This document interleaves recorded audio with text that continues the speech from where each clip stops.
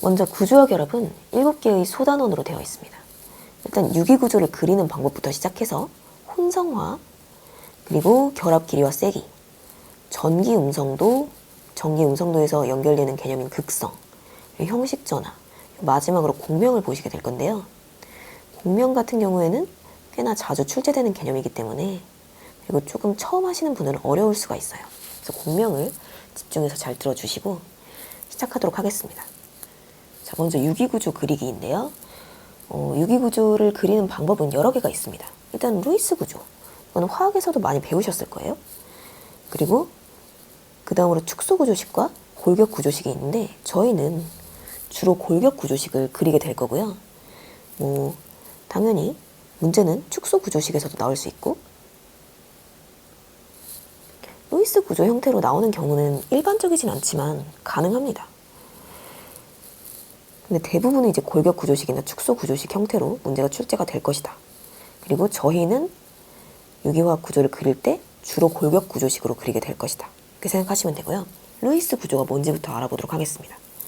일단 루이스 구조라고 하는 것은 원자과 전자가 표현되어 있는 구조입니다. 이제 화학도 같이 공부를 하시고 계실 거라고 생각하기 때문에 화학에서 배우는 거를 제가 따로 설명하진 않겠습니다.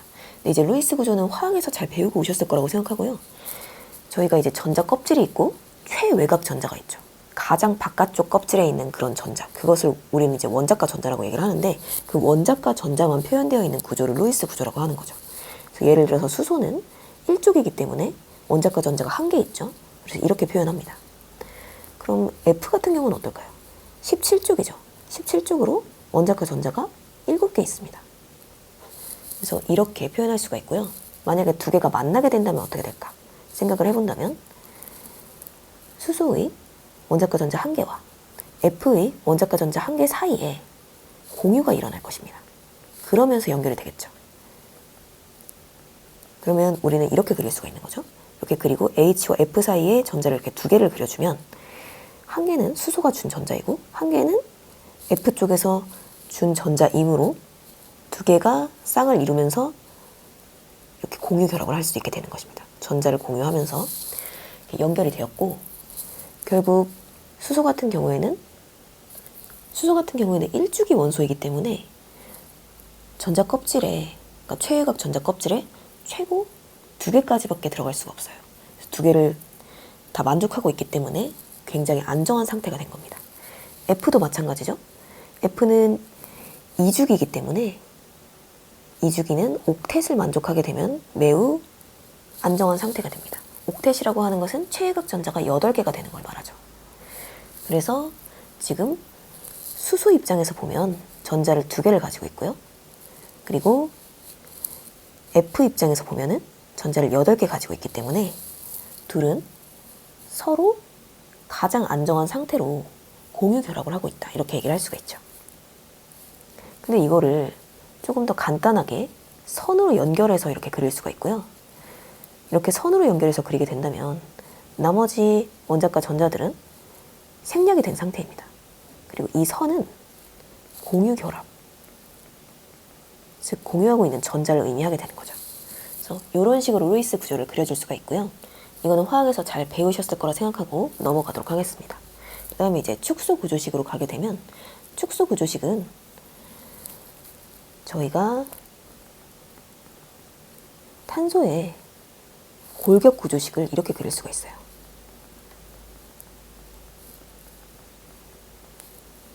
즉 탄소와 거기에 수소가 얼마나 붙어 있는지를 직관적으로 알 수가 있는 그런 구조식이죠. 이런 구조식을 저희가 간단하게 쓰고 싶을 때가 있잖아요. 일일이 얘는 지금 탄소가 4개이기 때문에 뷰테인입니다. 근데 이제 뷰테인도 여러 종류가 있기 때문에 얘는 가장 기본적인 형태의 노말 뷰테인이죠. 이런 노말 뷰테인을 그릴 때 항상 이렇게 그린다고 생각하면 굉장히 비효율적입니다. 그래서 이거를 조금 더 간단하게 나타낼 수가 있죠. 왼쪽부터 나타내 볼게요. CH3, CH2, CH2, 그리고 CH3. 이런 식으로 나타낼 수가 있는 거예요. 근데 중간에 있는 CH2는 지금 두 개가 중복이 되죠. 그렇다면 더욱더 간단하게 CH2가 두 개가 있다. 이런 식으로 나타내 줄 수가 있는 겁니다. 예시를 한 개 더 들어보도록 할게요. 자, 이 친구를 제가 축소구조식으로 나타내 보도록 할게요.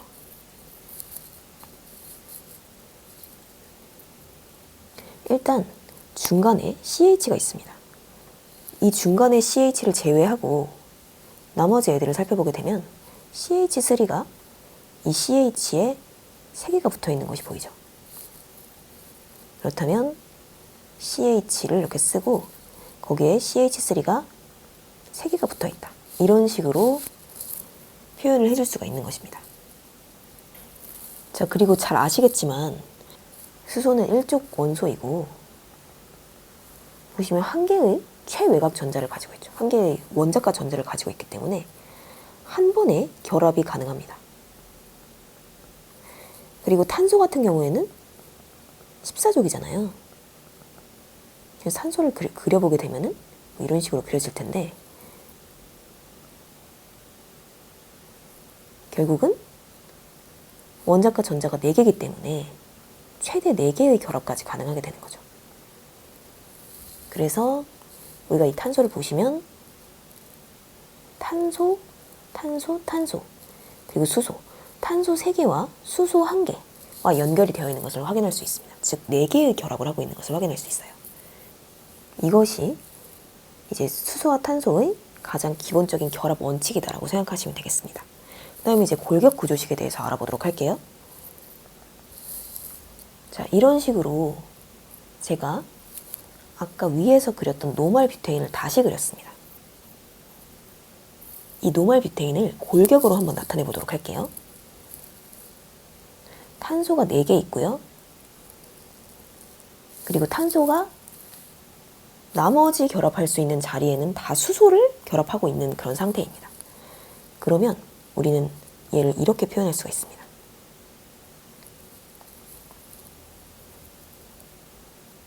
이 점들은 모두 탄소를 의미하고요.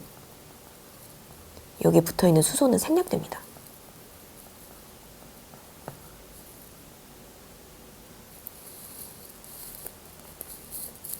그러니까 실제 구조는 여기 이렇게 수소가 3개가 붙어 있는 거고 그래야지 이 탄소의 결합이 이렇게 4개가 되겠죠.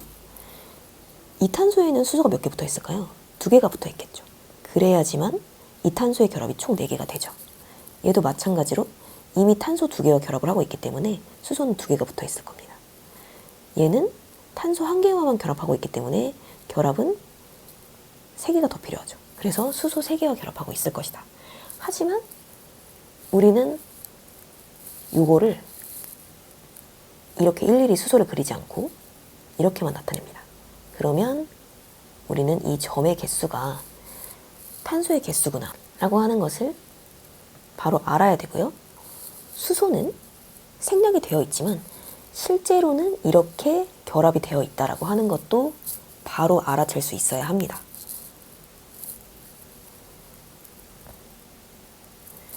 하지만 이때 탄소는 이렇게 점으로 표현할 수 있지만 탄소가 아닌 나머지 헤테로 원자 같은 경우에는 직접 표현을 해줘야 돼요. 그리고 이 헤테로 원자에 결합되어 있는 수소는 역시 같이 표현을 해줘야 됩니다. 왜냐면 저희가 이제 탄소를 그릴 때는 수소를 표현해주지 않아도 당연히 수소가 붙어 있을 것이라는 것을 가정할 수 있지만 헤테로 원자의 경우에는 수소가 꼭 붙어 있으리란 법은 없거든요. 그래서 헤테로 원자는 직접 표현해주고 헤테로 원자에 결합되어 있는 수소도 직접 표현해준다. 이렇게 생각하시면 됩니다. 예를 들어볼까요? 에터 같은 거를 이렇게 그려줄 수가 있죠. 역시 이 점은 탄소입니다. 하지만 이 중간은 탄소가 아니라 산소이기 때문에 헤테로 원자죠. 그래서 직접 표현을 해줬고요. 여기엔 수소가 붙어있지 않기 때문에 여기까지만 표현을 해주면 됩니다. 그러면 아민을 한번 그려볼까요? 자, 2차 아민을 제가 그렸습니다. 이 차수는 나중에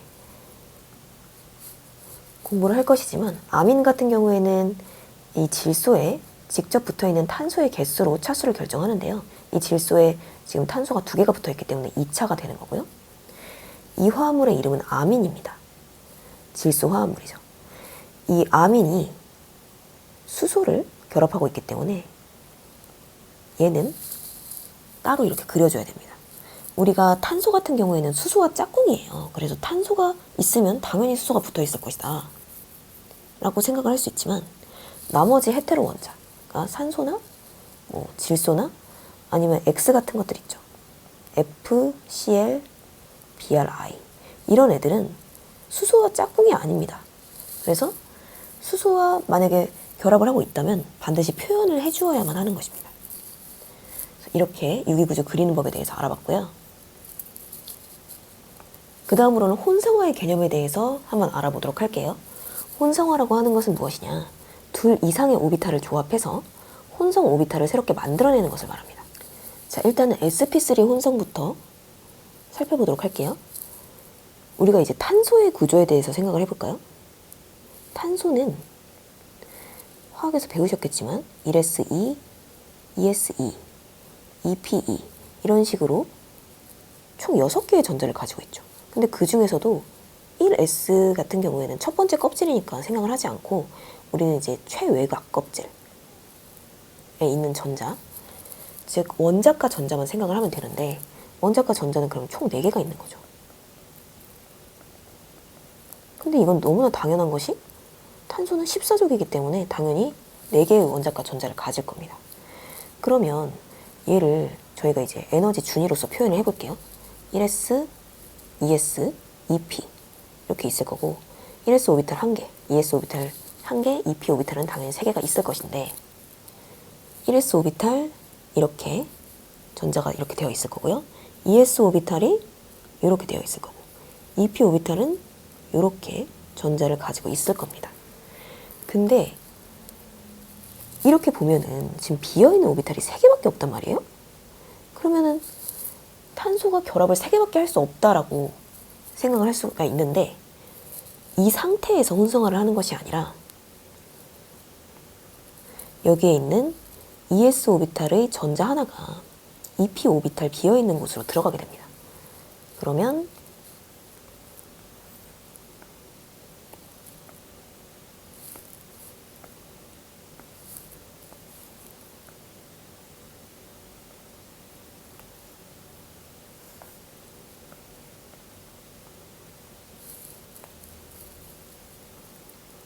이런 식으로 들뜬 구조가 되는 거죠. 들떴다는 것은 불안정하다는 뜻이라는 거 잘 알고 계실 거고, 이 상태에서 이제 혼성화를 진행하는 거예요.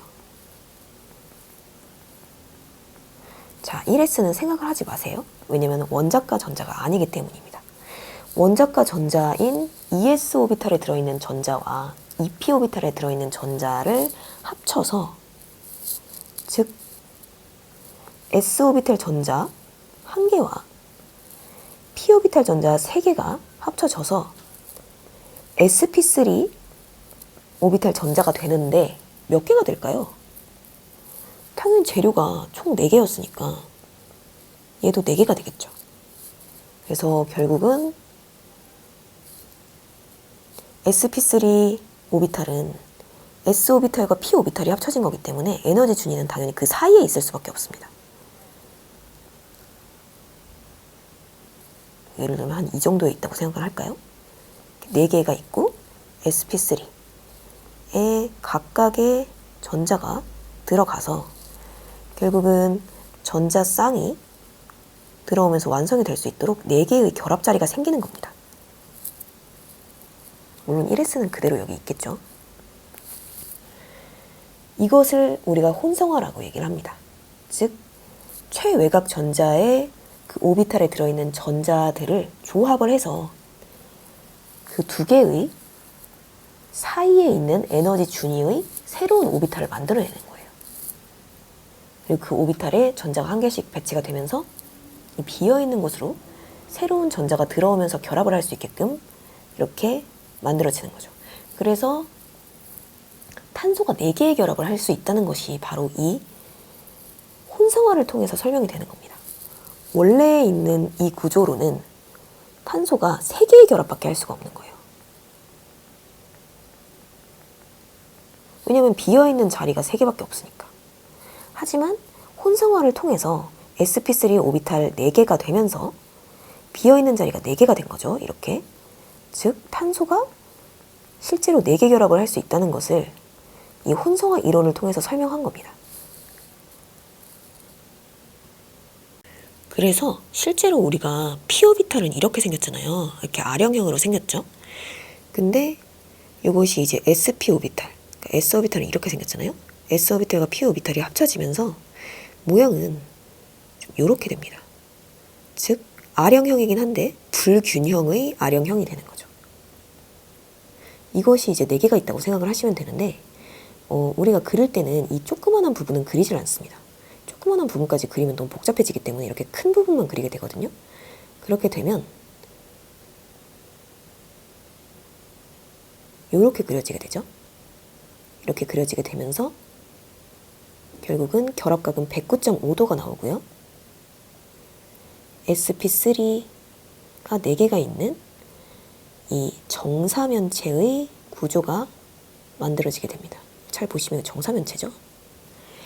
자, 그 다음에 sp2로 넘어가 보도록 할게요. 똑같은 과정을 거칩니다. 이렇게 들뜬 구조가 만들어지고 그리고 나서 혼성화가 일어나게 되는데 이 sp2 같은 경우에는 p 오비탈이 지금 3개가 지금 다 채워져 있잖아요. 이 들뜬 구조에서. 근데 그 중에서 1개를 빼고 이렇게 2개만 사용을 해서 결합을 하게 됩니다. 즉 1개의 s 오비탈과 2개의 p 오비탈이 결합을 하게 되니까 결국은 총 3개가 나오겠죠. 재료가 3개였으니까. 결과물도 3개가 나올 텐데 sp2가 3개가 나오는 겁니다. 그러니까 어렵게 생각하실 필요 없이 간단하게 어떻게 생각하시면 되냐면 S가 1개고 P가 3개잖아요. 1은 뭐 생략한 거고 P가 3개니까 P 옆에 3을 붙여줬다 이렇게 생각하시면 돼요. 또 마찬가지로 sp2는 S가 1개고 그러니까 1개는 생략할 수 있죠. P가 2개니까 P 옆에 이렇게 2개를 붙여서 p 오비탈 2개를 사용했다는 것을 이렇게 나타냈다라고 보시면 되고요. 당연히 재료는 1개, 2개 합쳐서 3개. 재료가 3개였으니까 결과물도 3개다. 이렇게 생각을 하시면 되겠습니다. 얘도 모양은 비슷해요. sp2 오비탈도 당연히 s 오비탈과 p 오비탈의 결합이기 때문에 모양은 이렇게 다 비슷할 텐데 여기는 생략이 된다. 라고 아까 말씀을 드렸죠. 그래서 3개니까 이렇게 결합을 할 거고요. 결합각은 120도가 될 겁니다. 이게 잘 보면 삼각평면이죠. 그냥 삼각형이라고 생각하시면 돼요. 그래서 sp2 오비탈 3개는 삼각평면을 이렇게 이루고 결합각은 120도를 이룬다. 이렇게 생각하시면 되겠습니다. sp 오비탈도 똑같은 과정을 통해서 혼성화가 일어나는데 이번에는 p 오비탈 3개 중에서 2개를 빼버리고 1개만 사용하는 거죠. 그래서 s 오비탈 1개에다가 p 오비탈 1개 이렇게 결합을 해서 그냥 sp 오비탈이 되겠죠. 여기에 있는 1과 여기에 있는 1은 생략이 가능하니까요. 그래서 재료가 지금 1개씩 들어갔으니까 2개잖아요. 결국은 총 2개의 오비탈이 만들어질 것이다. 이렇게 생각할 수 있고 역시 작은 부분을 생략하고 그리게 되면 이렇게 됩니다. 결합각은 180도일 거고요. 그냥 얘는 선형이다 라고 생각하시면 되겠죠. sp 오비탈 2개를 이렇게 결합을 해서 선형 구조를 만들었다 이렇게 생각하시면 되겠습니다. 그래서 뒤에 보시면 이렇게 정리된 표가 나오는데 이 표를 보시면 원자단이라고 하는 것은 나를 둘러싸고 있는 그런 그룹의 개수를 말합니다. 예를 들어서 이 중심탄소 C가 있고요. 여기에 이런 식으로 수소가 4개가 결합되어 있다고 가정을 한다면 이 탄소 중심으로 원자단은 4개가 되는 거예요. 원자단이 4개가 된다고 하는 말은 즉 입체수, 우리가 이 입체수를 스테릭 넘버라고 해서 SN이라고 표현을 하는데 이 입체수가 4가 된다라는 것이고 그렇다면 결합이 4개가 필요하니까 즉 sp3 혼성이 될 것이다 라고 생각할 수 있습니다. 예시에는 에테인이 나와 있는데요. 메테인도 당연히 sp3의 예시가 될 수 있습니다. 왜냐면 에테인의 구조를 한번 그려볼게요. 총 탄소가 2개가 있고 거기에 이제 수소가 이렇게 포화되어서 결합되어 있는 형태입니다. 수소가 포화되어서 결합되어 있다라고 하는 것은 풀로 결합되어 있다는 얘기예요. 그러니까 결합할 수 있을 만큼 최대로 결합되어 있다. 이런 뜻이니까 지금 탄소가 다른 탄소와 하나의 결합을 하고 있기 때문에 지금 결합선이 3개가 남았죠. 그래서 남은 결합선만큼 수소가 결합을 하고 있습니다. 그래서 이거를 저희는 포화탄화수소라고 얘기를 한다고 했죠. 탄화수소는 탄화수소인데 탄소에 최대의 수소가 결합되어 있는 포화탄화수소 이렇게 얘기를 할 수 있습니다. 그래서 이 친구를 이제 기준으로 봤을 때 얘를 이제 중심탄소라고 생각을 해볼게요. 이 중심탄소를 기준으로 지금 4개의 결합이 있죠. 즉 4개의 원자가 있는 거고요. 입체수가 4라는 겁니다. 그러면 당연히 4개의 결합을 할 수 있으려면 4개의 오비탈이 필요할 거고 그래서 sp3 혼성이 여기에 해당된다. 이렇게 생각할 수 있습니다. 결합은 1시그마라고 되어 있는데요. 여기서 말하는 이 결합은 중심탄소 2개 사이의 결합을 말합니다. 이 친구와 이 친구 사이의 결합을 잘 보시면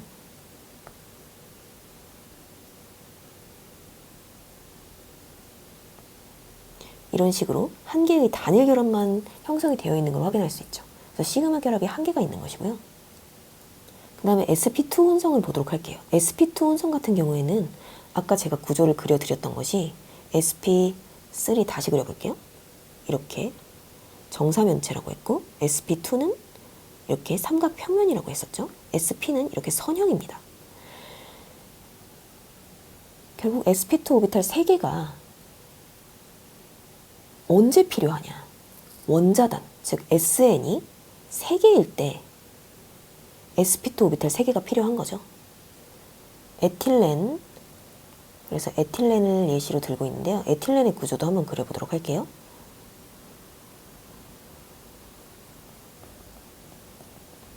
이렇게 그려질 수밖에 없겠네요. 왜냐하면 이 중심탄소를 기준으로 이미 옆에 있는 탄소와 2개의 결합을 하고 있습니다. 그러면 남은 결합선은 2개가 되겠죠. 그래서 이 남은 결합선 2개는 각각 수소와 결합을 하고 있습니다. 그래서 이 탄소 기준으로는 결합이 4개가 되는 거지만 결국은 옆에 있는 탄소와 이중으로 결합을 하고 있기 때문에 이 탄소를 기준으로 삼았을 때 원자단, 즉 입체수는 3개밖에 없게 되는 거죠. 그래서 원자단이 3개이기 때문에 sp2 혼성이 필요하다 이렇게 생각하시면 돼요. 왜냐면 sp2 오비탈은 3개니까요. 그러면 원자단이 2개라면 어떻게 될까요? 원자단이 2개라면 당연히 2개의 오비탈이 필요할 테니까 sp 혼성이 될 것이다 이렇게 생각을 할 수 있겠죠. 그래서 제가 아세틸렌을 한번 그려보도록 할게요. 그리고 나서 에틸렌을 좀 더 자세히 설명을 해드릴게요. 아세틸렌의 구조를 그려보게 되면 중심탄소 2개 사이에 3중결합이 되어 있습니다. 이렇게 이 탄소 기준으로 옆에 있는 탄소와 결합을 벌써 3개를 해버렸어요. 그럼 남은 결합선은 1개밖에 없죠. 그래서 수소는 1개밖에 달릴 수 없는 겁니다. 얘도 마찬가지겠죠. 그래서 이 중심탄소 기준으로 보면 옆에 있는 탄소와 이미 3중으로 결합을 해버렸기 때문에 주변의 원자단은 이렇게 2개만 존재할 수 있게 됩니다. 만약에 제가 1개를 더 그려볼게요.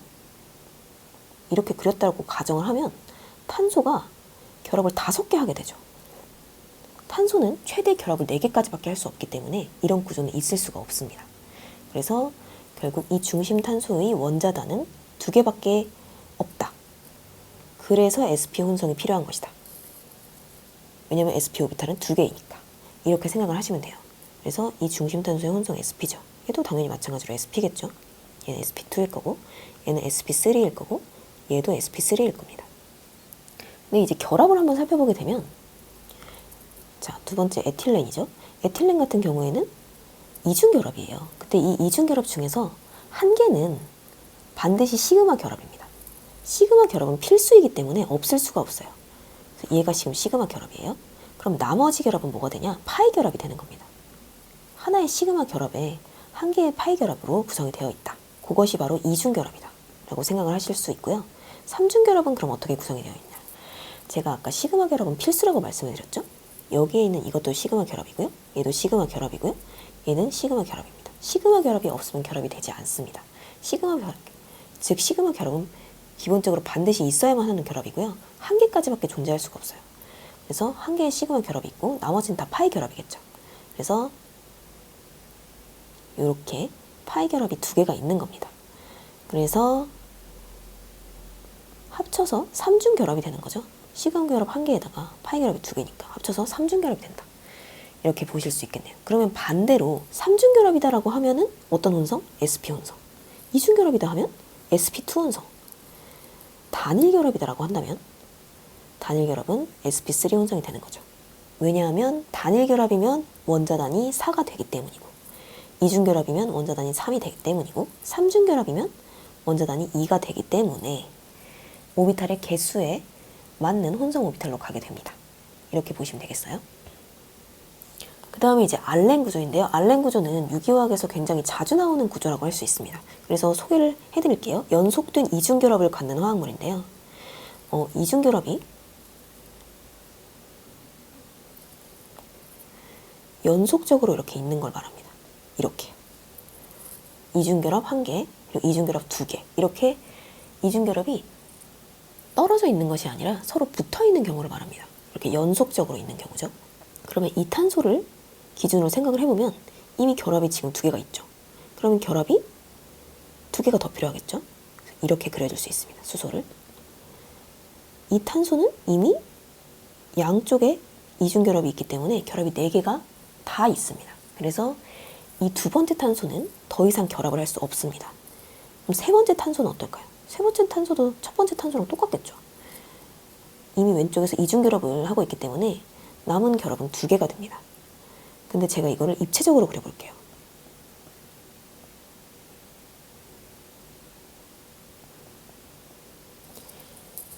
이렇게 그려지게 되는데, 제가 이 구조는 위에 보시면 쇼츠가 뜰 거예요. 그 쇼츠를 보시면 이 유기화학의 입체 구조를 이렇게 점선과 쐐기로 표현하는 것을 원리를 아실 수가 있을 거예요. 그거를 이해가 안 되시면, 만약에 이해가 안 되시는 분은 그것을 보고 오시고, 즉 이 쐐기라고 하는 것은 앞으로 튀어나왔다는 뜻이고요. 점선은 뒤로 들어갔다는 뜻입니다.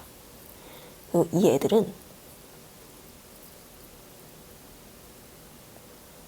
나와 동일한 평면에 있는 거예요. 그러니까 앞으로 튀어나오지도 않았고 점선처럼 뒤로 들어가지도 않은 거죠. 즉 실선은 동일 평면에 있는 것을 의미한다. 이렇게 보시면 되겠습니다. 그러면 제가 입체적으로 오비탈을 한번 그려볼게요. 얘는 지금 이중결합을 하고 있기 때문에 화학에서 배우셨겠지만 이중결합은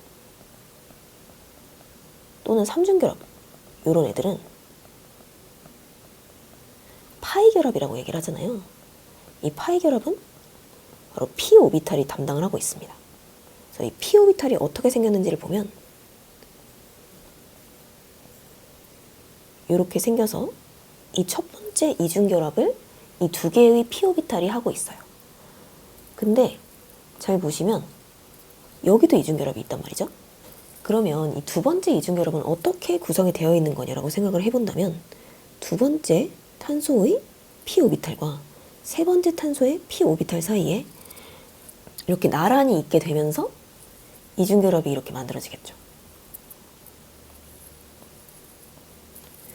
이런 구조가 되는데, 결국은 중심 탄소를 한 번만 봐주세요. 이 중심 탄소는 p 오비탈을 2개를 가지고 있을 수밖에 없습니다.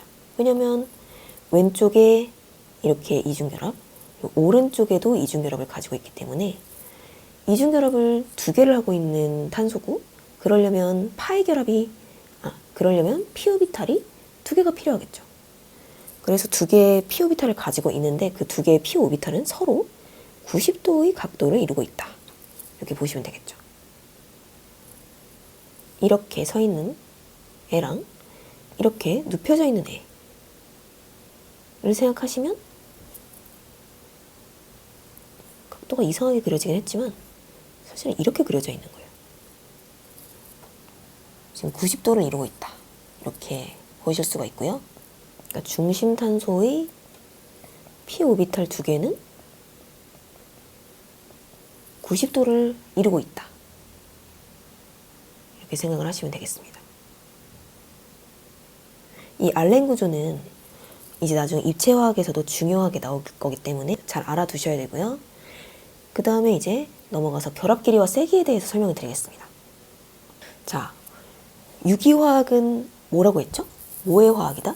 유기화학은 탄소의 화학입니다. 즉, 탄소가 메인이 되는 거예요. 결국은 탄소 사이의 결합 길이와 탄소와 수소 사이의 결합 길이, 이 두 개를 우리가 중요하게 봐야 되는데, 왜냐면 우리가 기본 구조인 알케인의 경우에는 탄소와 수소의 결합만으로 이루어져 있어요. 예를 들어서 제가 탄소 3개짜리 화합물인 프로페인을 그려볼게요. 이런 식으로 그려지죠.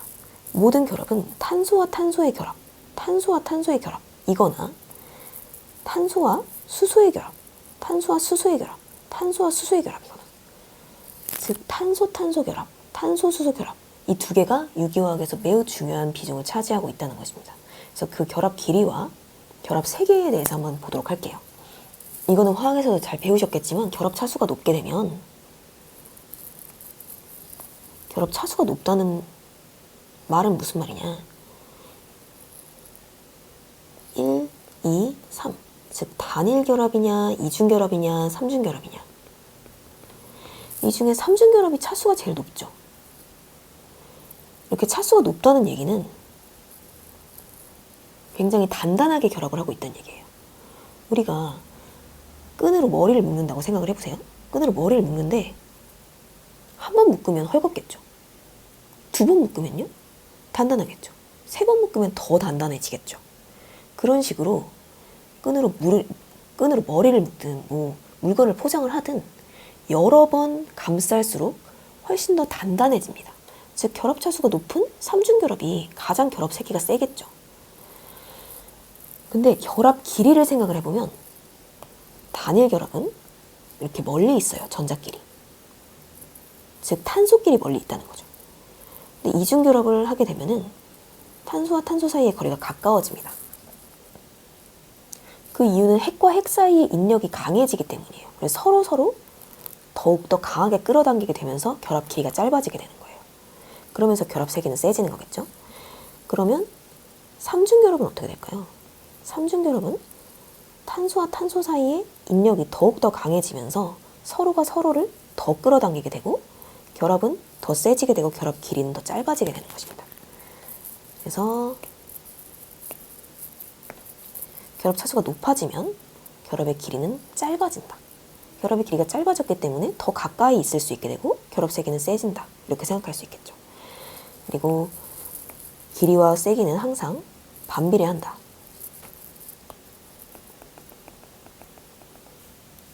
이것도 같이 기억해 주시면 좋겠죠.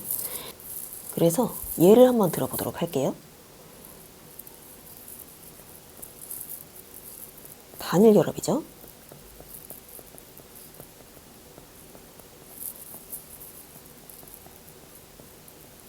이중 결합입니다. 삼중 결합이죠. 자, 결합의 길이는 누가 제일 길까요? 단일 결합이 길이가 제일 깁니다. 그러면 결합의 세기는요? 세기는 결합의 길이와 반비례한다고 했죠. 삼중 결합이 가장 셀 것이다. 이렇게 생각을 하시면 되겠죠. 근데 이거를 저희가 혼성이랑 연결해서 생각을 해보면 단일 결합은 sp3 혼성이라고 했어요. 이중 결합은 sp2 혼성이라고 했고요. 삼중 결합은 sp 혼성이라고 얘기를 했죠. 그러면 혼성화에 따라서 생각을 해보면 sp3가 가장 결합 길이가 길고요. 결합 세기는 sp 혼성이 제일 세다. 이렇게 생각할 수도 있겠죠. 그래서 CH 결합 길이를 보면 탄소의 혼성화를 따른다라고 되어 있어요. 즉, 그 수소가 붙어있는 탄소가 어떤 혼성을 가졌느냐에 따라서 길이가 달라진다는 거죠. 자, 예를 들어볼까요? sp 혼성 탄소에 붙어있는 수소와 sp2 혼성 탄소에 붙어있는 수소와 sp3 혼성 탄소에 붙어있는 수소 사이에 결합 길이를 비교를 해볼게요. 누가 제일 길다고요? sp3가 깁니다. 세기는요? sp 혼성이 제일 셉니다. 왜냐면 sp는 삼중 결합이고요. sp3는 단일 결합이기 때문이죠. 그럼 제가 아까 이 그림에 수소를 붙여볼게요.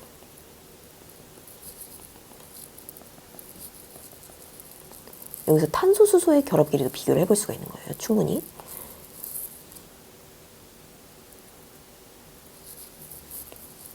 예를 들어 이렇게 물어볼 수가 있죠. 이 길이, 이 길이, 이 길이.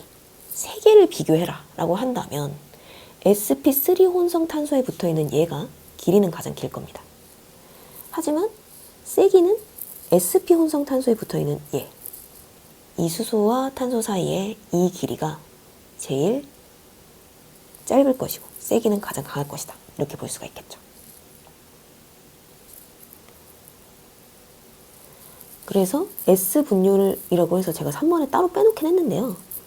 S분율이 S성질 100분율이라고 하는 것인데 이거는 위에 말했던 거랑 똑같아요. 제가 혼성화의 개념까지 같이 설명을 했기 때문에 3번까지 같이 설명을 한 건데 일단은 S분율이 뭔지부터 설명을 해드릴게요. S분율은 오비탈 혼성화에 사용된 ES 오비탈의 분율을 얘기합니다. 즉 퍼센티지를 말하는 거죠. 자, 계산을 해볼까요? sp3는 s오비탈 1개랑 p오비탈 3개잖아요. 그러면 S는 몇 퍼센트일까요? 25%겠죠. P는 75%. 왜냐면 4분의 1이고 얘는 4분의 3이니까. sp2도 계산해 볼까요? 총 3개인데 그 중에서 S가 1개예요. 그럼 33.3%겠죠. P는 3개 중에 2개죠. 66.6%. SP는요? SP는 2개 중에 1개가 S오비탈이죠. 50%. 역시 P오비탈도 2개 중에 1개니까 50%. 그럼 여기서 S분율이 누가 제일 높죠? 사실 계산을 해보지 않더라도 당연히 P 대 S의 비율이 높은 SP오비탈의 S분율이 가장 높을 것이다 라고 생각할 수 있죠. 즉 S분율이 높다는 것은 SP 혼성이란 얘기고 SP2, SP3 이렇게 갈수록 S분율이 낮아지잖아요. 그러면 S분율이 제일 높은 SP 오비탈의 결합 길이가 짧고 왜냐면 3중 결합이니까요. 그리고 결합 세기는 가장 세다 이렇게 생각할 수 있습니다. 아까 제가 혼성화 개념을 같이 설명해드렸기 때문에 이제 S분율이랑 연계를 해서 보시면 돼요. 그래서 지금 다 똑같은 얘기를 하고 있다 이렇게 생각하시면 되고요. 이렇게 S분율이 높아지면 결합 길이가 짧아지고 결합 세기가 세지는 이유는 아까도 설명을 드렸지만 탄소와 탄소 사이에 끌어당기는 인력이 강해집니다. 그 얘기는 전자가 핵에 가까워진다는 얘기예요. 전자가 핵에 가까워지면 핵은 이제 양전하를 띠고 있잖아요. 그래서 핵이 전자를 더 강하게 끌어당깁니다. 즉, 꽉 잡고 놔주지를 않는 거예요. 그래서 결합의 세기는 더 세지고 결합의 길이는 가까워지니까 점점 짧아지는 거죠. 이렇게 볼 수가 있고요. 얘도 한번 예를 들어볼까요? 예를 들어보면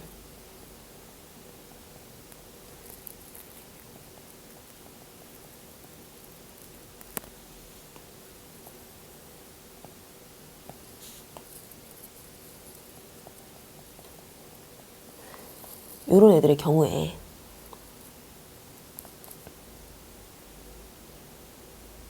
얘가 제일 길이가 길겠죠?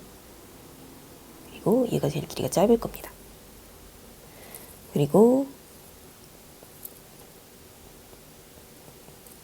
이번에는 탄소 사이의 길이가 아니라 탄소와 수소 사이의 길이를 한번 생각을 해볼게요.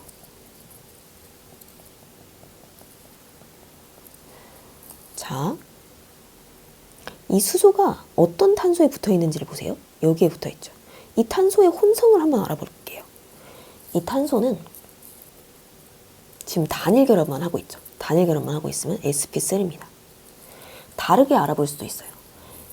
얘가 주변에 지금 결합을 몇 개 하고 있느냐. 일단은 수소랑 결합을 하고 있죠. 그리고 수소 2개. 즉 수소 3개와 결합을 하고 있고요. 옆에 또 탄소가 1개 있네요. 즉 SN, 입체수는 4입니다. 그래서 sp3 혼성이다. 이렇게 볼 수도 있겠죠. 근데 단순하게 조금 더 빠르게 판단을 하고 싶다면 결합이 몇 중인지를 보면 돼요.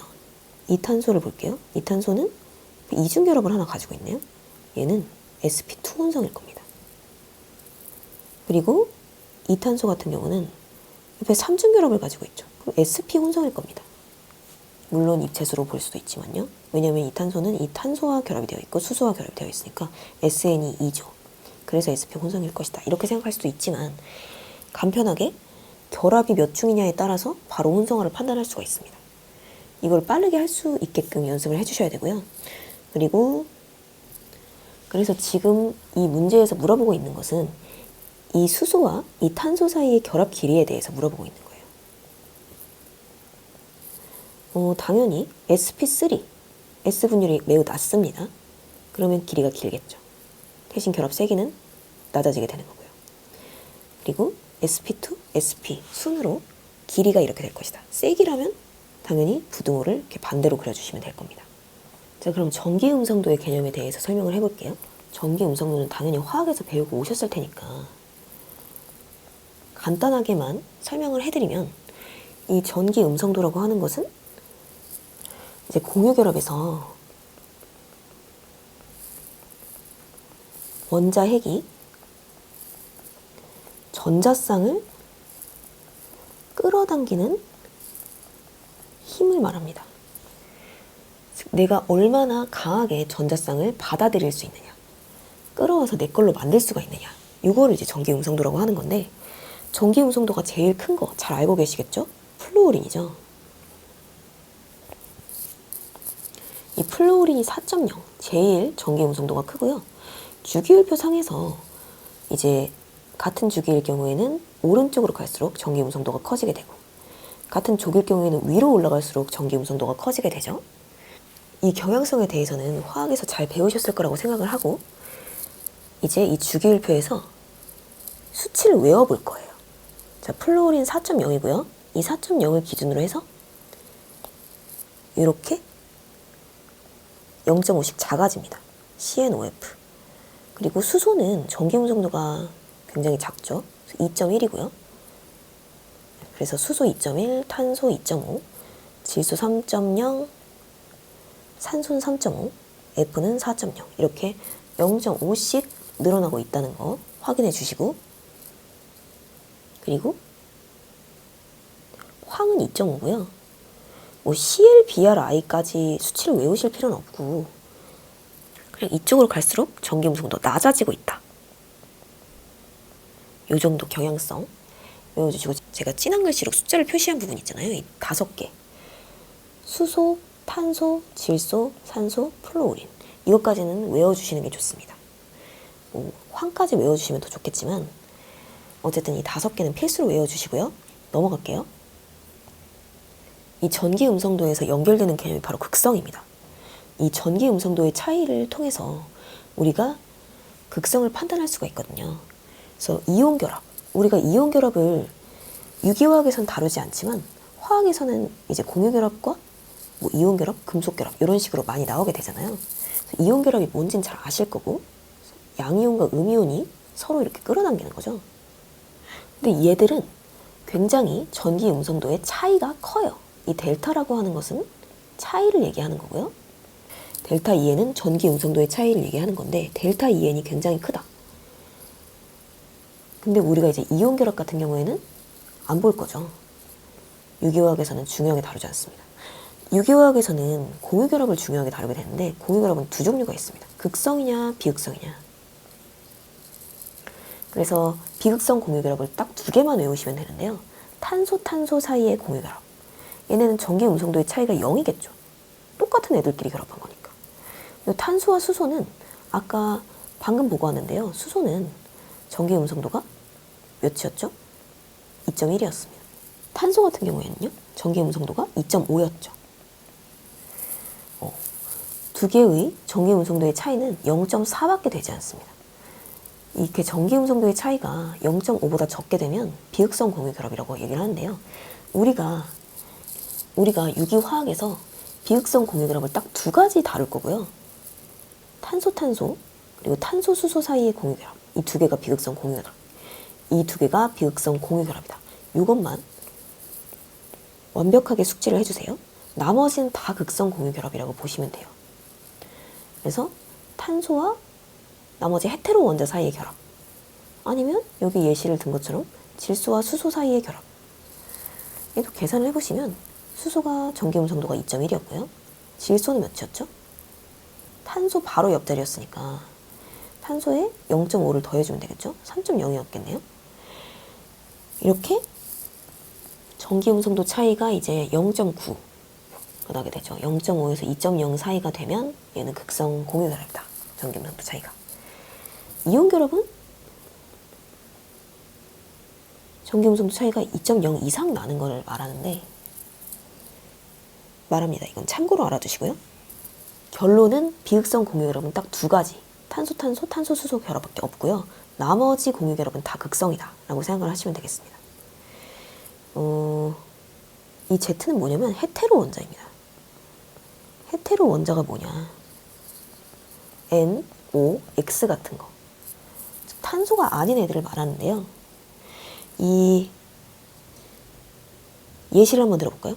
탄소와 질소 사이의 결합이 있을 수가 있겠죠. 이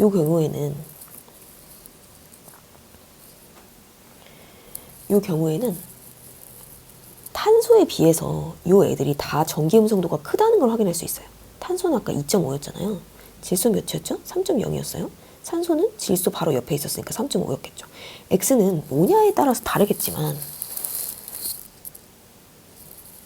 보통은 이제 F나 CL이 많이 나와요. F가 4.0이고 CL은 3.0이죠. 그래서 어쨌든 결론은 탄소가 2.5, 질소는 3.0이고 헤테로 원자 쪽이 탄소보다 전기 음성도가 클 확률이 높습니다. 그래서 화살표는 이렇게 가게 돼요. 이렇게 표시를 하게 되면 이쪽이 이제 부분 양전하를 띈다는 거고 전자가 이쪽으로 쏠렸기 때문에 이쪽이 부분 음전하를 띈다는 겁니다. 전기 음성도라는 것 자체가 내가 이 공유 전자쌍을 얼마나 내 쪽으로 끌어올 수 있느냐 그 힘이잖아요. 질소가 탄소보다 그 힘이 더 크기 때문에 사실 이렇게 그려져 있지만 실제 구조는 전자가 이쪽으로 쏠려 있는 거예요. 탄소 쪽이 아니라 질소 쪽으로 이렇게 전자가 쏠려 있다. 결국은 질소 쪽으로 전자가 쏠려 있기 때문에 질소는 부분적으로 음전하를 띠게 되고요. 탄소는 부분적으로 양전하를 띠게 되는데 이게 실제 양전하, 실제 음전하가 아니기 때문에 즉 전하 분리가 완전히 된 것이 아니기 때문에 우리는 이것을 델타라고 하는 문자로 표현하게 됩니다. 델타 플러스와 델타 마이너스 즉 부분 양전하와 부분 음전하를 띠고 있다. 완전히 플러스와 마이너스는 아니지만 플러스의 성질을 가지고 있고 마이너스의 성질을 가지고 있다. 이렇게 생각하시면 됩니다. 그리고 그것을 우리가 화살표로 표시하면 이렇게 되겠죠. 뭐 이것이 이제 플러스 모양이니까 이쪽이 델타 플러스다 이렇게 생각을 하셔도 되고요. 지금까지 우리가 본 건 뭐냐면 결합의 극성을 본 거거든요. 결합의 극성.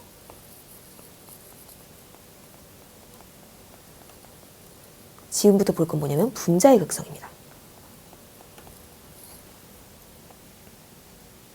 이 분자의 극성이라고 하는 것은 그 분자가 하나의 결합만 가지고 있는 건 아니잖아요. 그래서 여러 개의 결합을 가지고 있을 건데 그 결합들을 쌍극자 모멘트로 나타내서 벡터 합을 해서 분자의 극성을 판단을 한 다음에 이 분자의 극성을 통해서 물성을 판단할 수가 있습니다. 물성이라고 하는 것은 물리적 성질을 얘기하는 거고요. 끓는 점, 녹는 점, 그리고 용해도 같은 것들이 대표적이죠. 다음 시간에 이제 물성에 대해서는 자세히 배울 거기 때문에 이 정도로 간단히 해두고, 그럼 쌍극자 모멘트가 뭐냐부터 설명을 드리겠습니다. 쌍극자 모멘트라고 하는 것은 제가 아까 이렇게 화살표를 표시를 했었죠. 이런 식으로 전자 밀도가 어느 쪽을 향해 있느냐, 그래서 어느 쪽이 부분 양전하 그리고 어느 쪽이 부분 음전하를 띠느냐, 그것을 나타낸 것이 바로 쌍극자 모멘트라고 할 수 있습니다. 그래서 쌍극자 모멘트는 제가 그린 이 화살표를 쌍극자 모멘트라고 생각하시면 돼요. 그래서 예를 한번 들어보도록 할게요.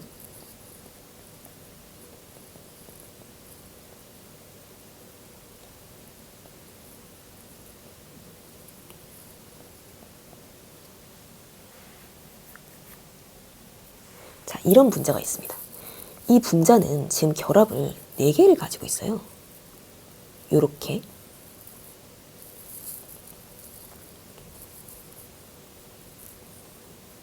이렇게 4개의 결합을 가지고 있고, 이 4개의 결합 같은 경우에는 각각의 극성이냐 비극성이냐를 우리가 판단할 수 있죠. 우리가 제일 처음 배웠던 것이 결합의 극성이었기 때문에 극성 공유결합이냐 아니면 비극성 공유결합이냐를 판단할 수가 있습니다. 한번 볼까요? CH 결합이네요. 이거는 어떤 결합이죠? 비극성 공유결합이다 라고 말씀을 드렸죠. 비극성 공유결합 2가지가 있다고 말씀을 드렸는데, 탄소 사이의 결합과 탄소-수소 사이의 결합입니다. 얘도 마찬가지로 수소와 탄소 사이의 결합이니까 비극성 공유결합이겠죠. 그러면 나머지 2개의 결합은 뭔지 한번 볼까요? 탄소와 염소 사이의 결합. 얘네는 극성 공유결합이겠죠. 얘도요, 극성 공유결합일 겁니다. 즉 이렇게 각각의 결합의 극성을 방금 우리가 판단할 수가 있었고요. 이것들을 실제 구조를 반드시 고려해서 쌍극자 모멘트의 벡터합을 구하게 되면 분자의 극성을 구할 수 있게 됩니다. 이게 무슨 말이냐? 자세히 설명을 해볼게요. 자, 이 비극성 공유결합은 무시하고 극성 공유결합의 쌍극자 모멘트를 생각해 봅시다. 이 극성 공유결합의 쌍극자 모멘트는 이쪽으로 향하게 되어 있죠. 왜냐면 탄소보다 염소의 전기 음성도가 크니까 이쪽으로 이제 쌍극자 모멘트가 향하게 될 거고, 이쪽이 델타 마이너스가 될 거예요. 이쪽은 뭐 델타 플러스가 될 것이다 이렇게 생각할 수 있겠죠. 얘도 마찬가지예요. 이렇게 그려줄 수가 있겠죠, 쌍극자 모멘트를. 그런데 지금 이 중심 탄소를 보시면 원자단이 몇 개죠? 입체수 4개입니다. 염소 2개와 수소 2개로 구성이 되어 있으니까 입체수는 4개고요. 그럼 혼성은 뭐가 되죠? sp3 혼성이 됩니다. 이렇게 판단할 수도 있고, 단일 결합만 존재하기 때문에 sp3 혼성이다 이렇게 생각할 수도 있겠죠. 탄소니까. 어쨌든 sp3 혼성이에요. sp3 혼성이면 어떤 모양이죠? 정사면체 모양입니다. 아까 혼성화할 때 설명을 드렸었죠. 이 정사면체 모양이고, 그리고 결합각은 109.5도라고 말씀을 드렸었죠. 그러면 아까 그린 이 2개의 쌍극자 모멘트, 이 쌍극자 모멘트는 지금 109.5도를 이루고 있죠. 109.5도를 이루고 있다는 것은 결국 2개가 상쇄되지 않는다는 뜻입니다. 2개의 쌍극자 모멘트가 상쇄가 되려면요, 이런 식으로 완전히 똑같은 크기의 쌍극자 모멘트가 완전히 정반대 방향, 즉 180도를 이루고 있다면 상쇄가 되는 거겠죠. 이만큼 왼쪽, 이만큼 오른쪽으로 갔으니까 합쳐서 0이 되는 겁니다, 쌍극자 모멘트가. 하지만 얘는 지금 180도가 아니에요. 109.5도죠. 그러면 상쇄가 되지 않고 뮤는 0이 아니게 됩니다. 뮤를 우리가 쌍극자 모멘트를 뮤라고 얘기하거든요. 0이 아니게 되기 때문에 이 분자는 극성이다 라고 판단할 수가 있게 됩니다. 주의하실 점은 반드시 실제 구조를 고려해야 된다는 거예요. 입체적인 구조를 고려를 해야 된다. 그래서 예를 들어볼까요? 또 이산화탄소 같은 경우에 결합의 극성을 한번 볼게요. 탄소와 산소 사이의 결합은 극성 공유 결합이죠. 그럼 쌍극자 모멘트가 존재할 겁니다. 어느 쪽으로? 이렇게 쏠리겠죠. 전기 음성도가 큰 쪽으로 쏠릴 겁니다. 그래서 이쪽이 부분 음전화가 될 거고요. 이쪽은 부분 양전화가 될 겁니다. 왼쪽도 마찬가지겠죠. 똑같은 거니까. 이런 식으로 될 건데 둘은 이제 중심 탄소의 혼성을 한번 살펴볼게요. 자, SN 입체수가 몇이죠? 산소니까 2개죠. 입체수가 지금 2개입니다. 또는 이 중심 탄소는 이중결합을 가지고 있어요. 근데 이중결합을 2개를 가지고 있기 때문에 결국은 sp 혼성이 될 수밖에 없습니다. 자, 이중결합이 2개인 거랑 삼중결합이 가지고 있는 거랑을 생각을 해볼게요. 삼중결합은 시그마 결합이 1개고요. 파이 결합이 2개죠. 이중결합은 시그마 결합 1개에다가 파이 결합이 1개인데 그게 지금 2개가 있는 거잖아요. 그러면 결론적으로 파이 결합이 몇 개인지를 생각을 해봐야 돼요.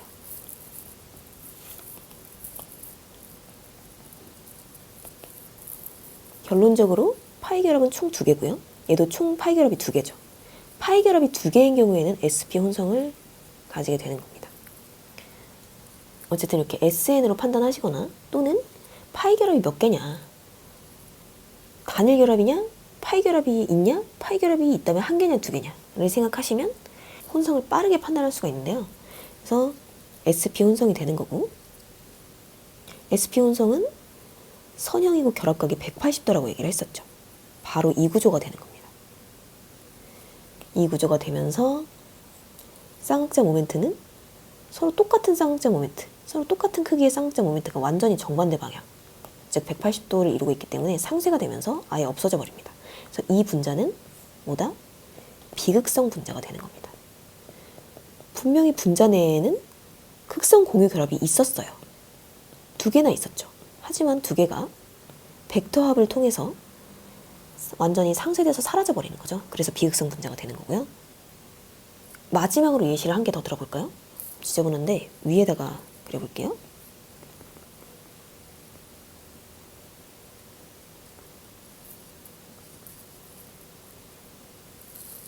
자, CCl4입니다. 용매로 많이 쓰이는 분자인데 얘도 결합의 극성을 생각을 해볼게요. 여기에는 결합이 이 분자 내에 4개가 있습니다. C와 Cl 사이의 결합이죠. 근데 이 애들은 보시면 당연히 극성 공유 결합이에요. 다 극성이고